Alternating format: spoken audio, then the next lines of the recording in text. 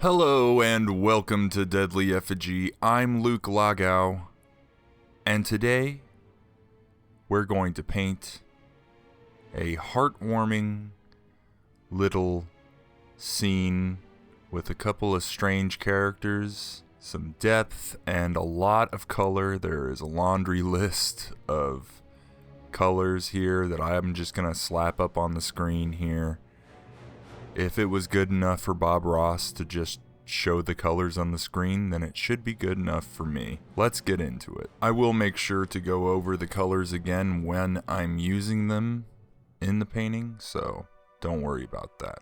Won't leave you hanging there. So I'm starting off with a little bit of Payne's Gray that I kind of mixed up myself. You can see here it's not really quite all that mixed. It seems to be breaking up a little bit. Something about water soluble French Ultramarine doesn't really mix as easily with water as pretty much every other paint that I've used. But it does. You just gotta work at it. Doesn't really matter because I end up adding a lot more of the Ultramarine here in a moment. But yeah, Payne's Gray is just brown and blue mixed together into a kind of gray color. See how much more blue it is now. Anyway, I have no idea what I'm going to paint at this moment in the painting process, but here I finally kind of stumble upon it. And while I'm doing that, I would like to mention that the last video that I put out was actually 1 year to the date since I have been making these painting videos on YouTube. So, hooray! We've made it a whole year. Oh, this studio soap is pretty awesome. It's linseed based. See? Linseed right there. It's great for washing out your brushes. Anyway, thank you all so much for watching for a whole year. If you've been here with me, that is awesome. And we're getting really close to 1,000 subscribers now, so tell your friends, share it. Let's get to 1,000 before the end of the year. Alright, so I've kind of figured out what this character is going to be. And now I'm doing some reductive painting, which I'm just using some water to kind of scrub away. This guy kind of wound up looking a bit like what's his face, who plays Drax in Guardians of the Galaxy. A little bit. At this moment, he kind of looks a little bit like him.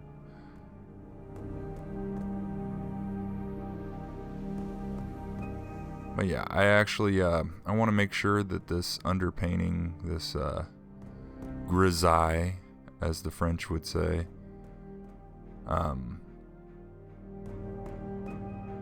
is about as detailed as I want the painting to be in the end. Because I'm pretty much only going to glaze on top of this.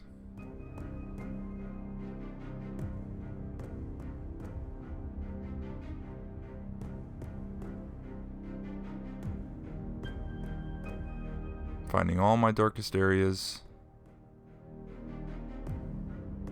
And, oh, by the way, the darker color that I'm using here right now is actually just that Payne's Gray again. I just mixed it up a bit more thick than I had when I did the background wash.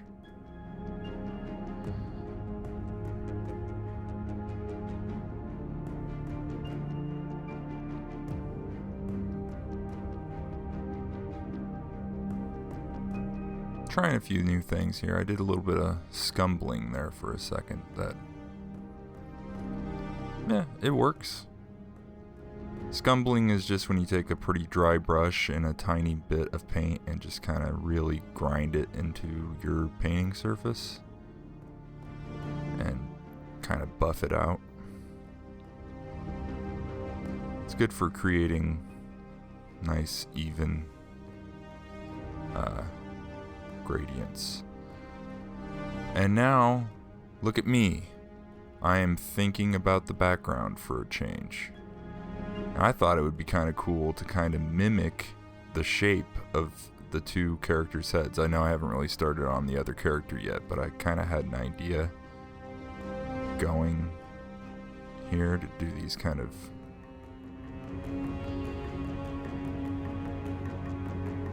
Diglett shaped headed characters.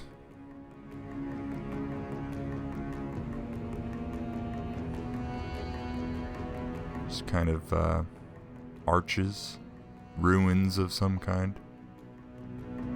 Now we're starting the next character, and I wanted to wait until this point for figuring out this character because I'm playing with depth a lot in this painting. It was one of my goals, and I wanted to make sure that I knew how dark I wanted my foreground character to be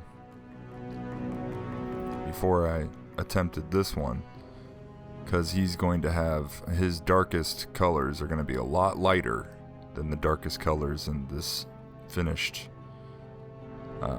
sort of character here. He's not finished, but this stage is finished.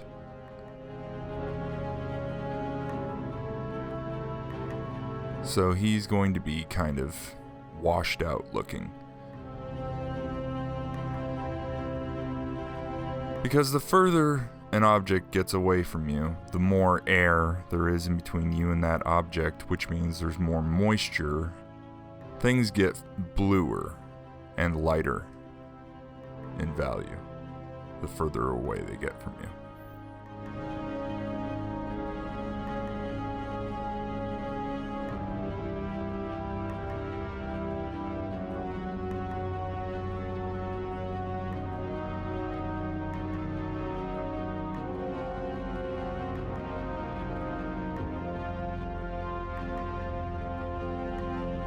And yeah, this guy's not super far away, but he's, it's also, of course, a little bit foggy. You know how I like the fog. Anyway, adding a bit of color here. Permanent green, light, and Pyrolle orange. These are two new colors for me. I had to look at a note to remember that because, I've never used these colors before. Well, permanent green I have used before, but in acrylic.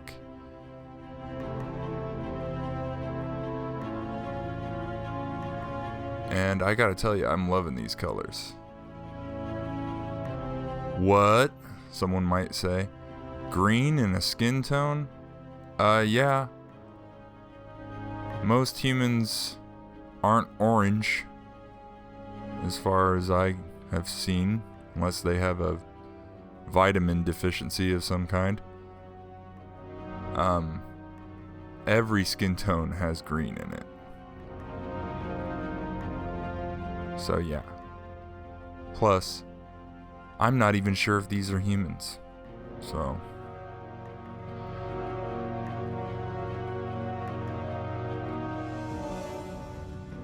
now this is pretty much straight up burnt sienna. And I'm adding in a good deal of titanium white, a bit of cad red, and a bit of permanent red light. Permanent red light. And that is a new color to me. I never have used that even in acrylics, so it's pretty close to cad red, but there's definitely a difference. And it's a difference that I could not mix myself, or at least not easily. So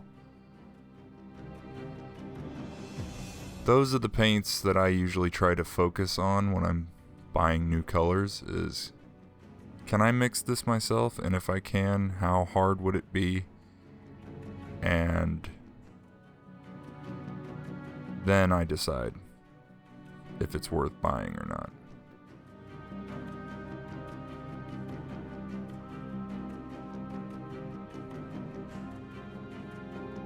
So you can see here, I'm applying the paint quite thinly. So thinly that you can see my underpainting. And the blueness of the underpainting is actually providing the shadows. So, this is my new technique for glazing. Works out pretty darn good, I think.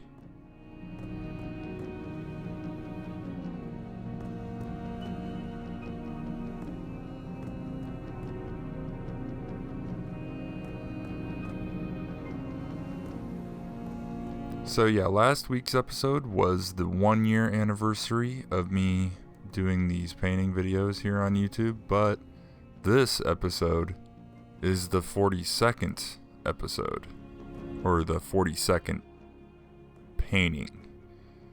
And that is significant to anyone out there who's a fan of Hitchhiker's Guide to the Galaxy.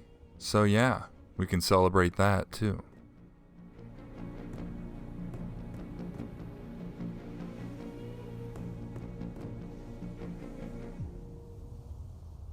Now I'm doing a bit of reductive painting again here, just for some of those harsher highlights. I really do like the way that reductive highlights look. There's just a sheen to it that is kind of hard to get with paint itself.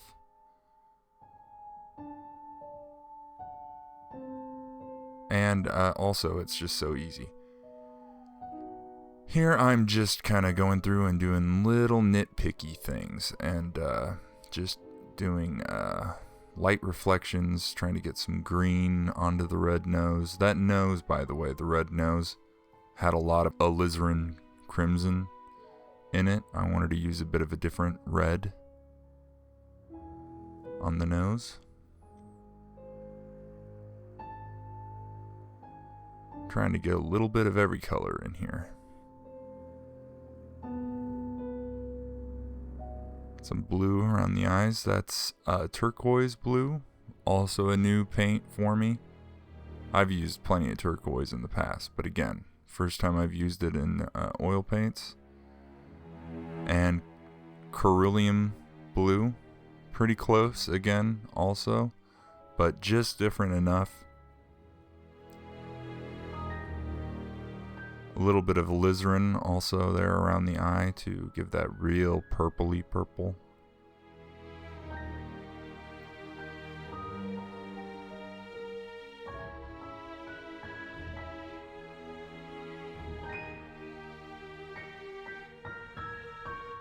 And again, notice I've never painted the eye white.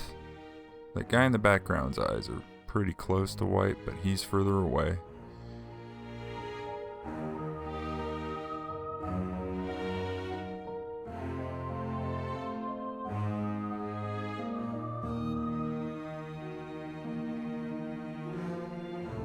And now we're moving on to the green foggy background. And I thought, green fog, why not? We've got this kind of green reflective light happening on the characters' faces. So, might as well tie in that color. And since I had those arch shapes in the background, I also thought, why not just put a, kind of weird, random square hole here? Because I like geometric shapes.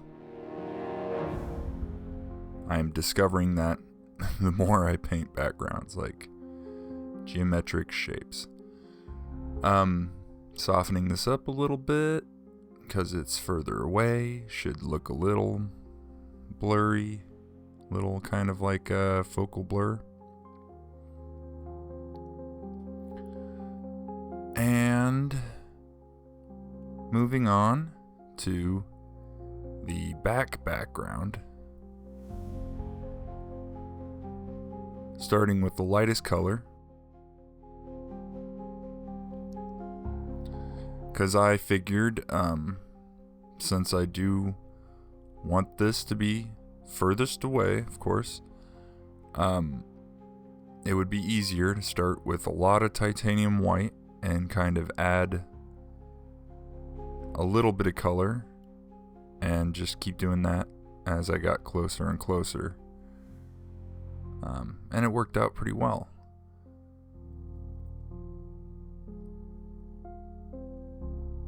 Just the faintest indications of more structure in the background there.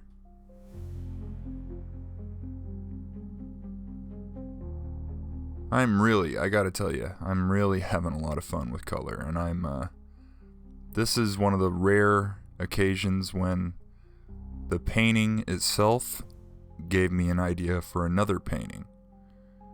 So that is coming right up. As soon as I get it painted and finished and edited, it'll be out. But these longer videos and more colorful paintings are taking a bit longer, so thank you for sticking around. And it's time to sign this one. Again, it's been a year. Thank you so much for watching. Share it with your friends, share it with your enemies. I have a Patreon now. The link is in the description. Check that out if you're interested in helping me make this channel as awesome as possible. And as I said, this is the 42nd video, which means I've done a pretty good job at delivering a video every 7.9 something days. So basically every week. Thank you again for watching, everybody. Have an awesome week, and here's the finished piece.